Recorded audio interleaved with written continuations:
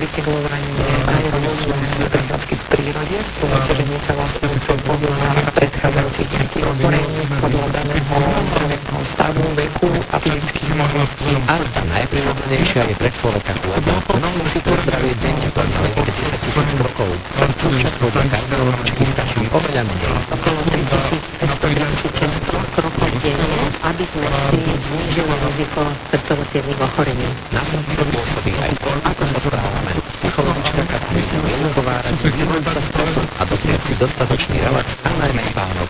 Vhodné sú však tiež dýchové alebo meditačné cvičenia. A odstaviť sa od elektronických médií a spravodlivých týždní. Veľmi dôležitá je vzťahová podpora, sociálna podpora, či už v rámci rodiny, pracovného kolektívu alebo kamarátskych vzťahov.